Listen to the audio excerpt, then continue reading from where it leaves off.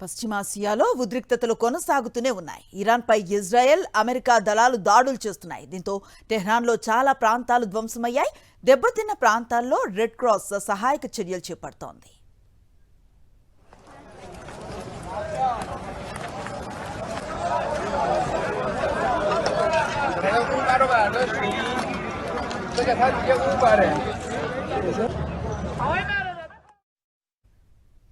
మరోవైపు ఇజ్రాయెల్తో పాటు Gulf దేశాలపై Iran దాడులు కొనసాగిస్తూనే ఉంది. వందల కొద్దీ మిస్సైల్స్తో ఇజ్రాయెల్పై విరుచుకుపడుతోంది. మరోవైపు అమెరికా సైనిక స్థావరాలతో పాటు ఎంబసీలను టార్గెట్ చేసుకుని దాడులు చేస్తోంది.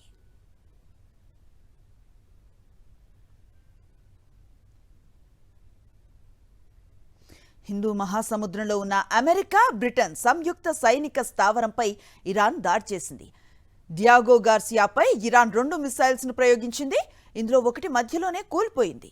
అమెరికా యుద్ధనౌక SM-3 ఇంటర్సెప్టర్ మరో క్షిపణిని అడ్డుకుంది.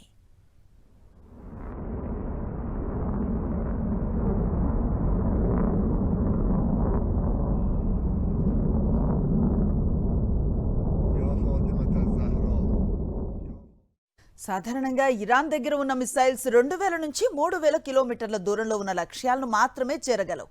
కానీ ఇరాన్ నుంచి డియాగో గార్సియా స్థావరం సుమారు 4000 కిలోమీటర్ల దూరంలో ఉంది. ఇంత దూరంలో ఉన్న లక్ష్యాన్ని ఇరాన్ గురిపెట్టిందంటే వారి మిసైల్స్ పరిధి ఊహించని దానికంటే ఎక్కువగా ఉందని తెలుస్తోంది.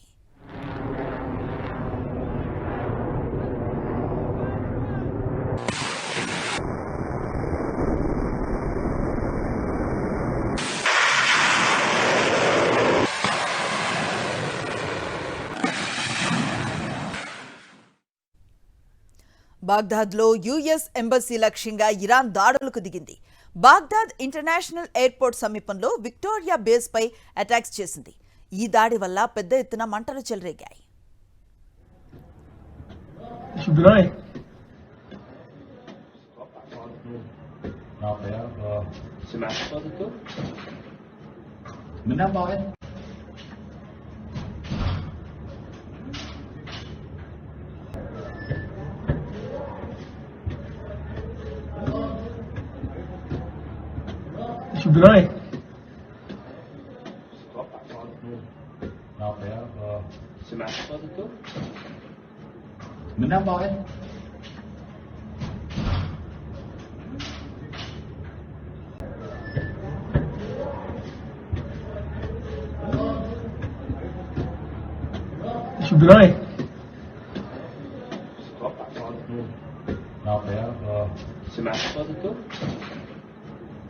من